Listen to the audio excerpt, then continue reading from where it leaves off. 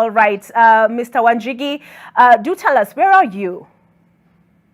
I'm in my offices. I have offices on General Matenge in Westlands, a building called Kwacha House. Okay. And we have been barricaded here since about 9:30 last night.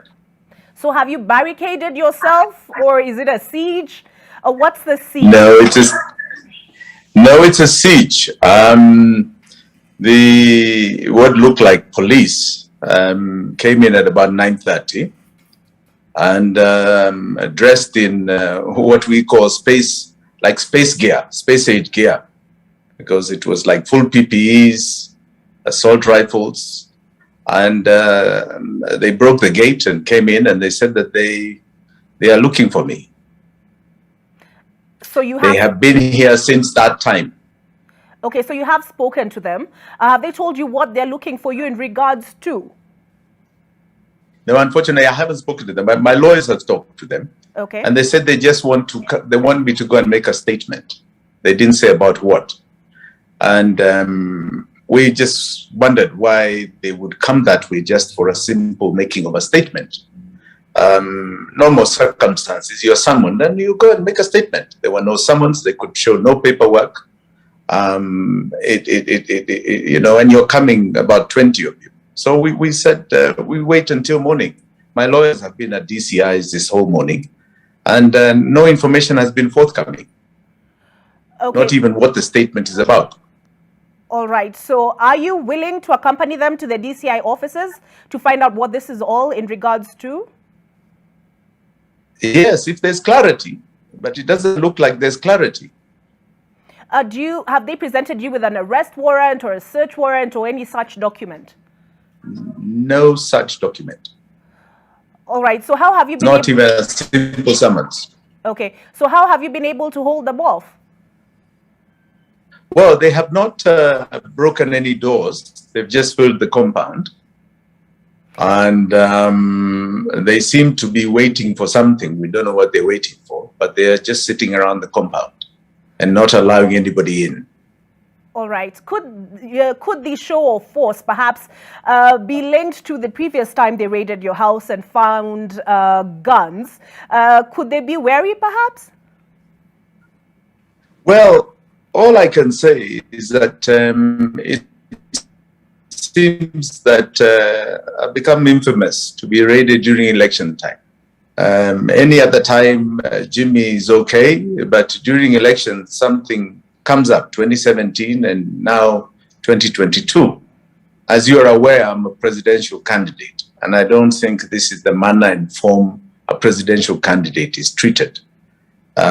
This is crude behavior.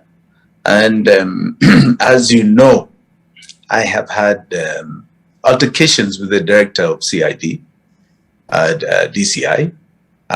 In fact, those altercations were because they disobeyed a court order. It's really because of impunity proper. And the court convicted him of contempt, has sentenced him to 4 months. As we talk today, he is a convict. He has actually no moral right to send anybody, not just Jimi Wanjigi. So do you view this as a personal vendetta, or because I've read reports that you've linked this to your presidential ambitions, contesting? It is not, I do not believe he has the power to do a personal vendetta. I believe there is somewhere where he thought he got authority to do this, because these are political times, and I'm a political presidential candidate. So somebody gave him the authority, and that somebody can only be in the highest office in this land. So this is about politics. Very similar to what happened in 2017. It is purely about politics. All right, I've read some statements which have been linked to you, attributing it to yes. your presidential aspirations, and names such yes. as Raila Odinga and President Uhuru Kenyatta were made reference to. Do you believe that they are behind this?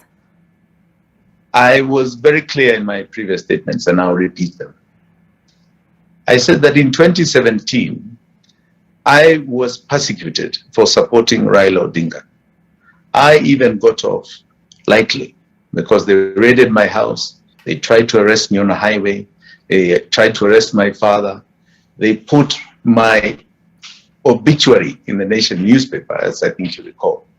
I got off lightly. There were very many people that lost their lives, all because there was democracy that was clearly articulated and expressed by the Supreme Court, which refused to uphold the declaration of Uhuru Kenyatta as president. We then took on Raila Amolo Odinga to be sworn in because we believed he was the legitimate winner of that election. All those actions had consequences, and some of us were the generals of that political direction. We believe we are victims because of it. I was not alone. As I said, I got off lightly. Many people lost their lives. I remember the count of something like 82, which is very, very sad because those people have never been compensated. Miguna is out of this country because of that exercise.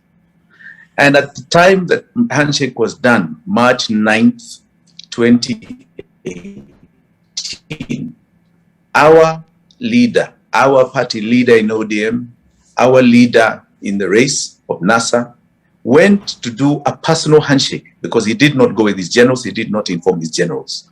There was no terms of engagement. And I said at the time, it may have been peace, but I can assure you that that was a personal handshake. It did not in any manner or form was it a political handshake. Maybe it was betrayal. And that's my strong belief.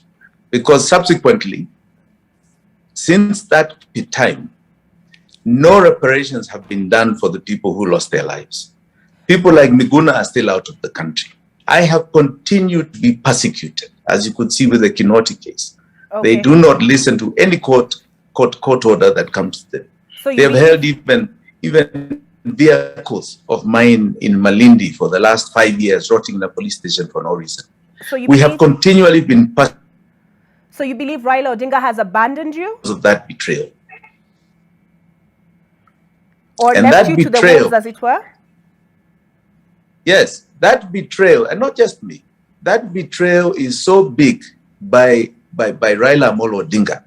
It is Matthew 26:14, where Judas Iscariot sold Jesus for 30 pieces of silver. 30 pieces. All right. We're speaking to businessman Jimi Wanjigi. It appears we've lost that connection.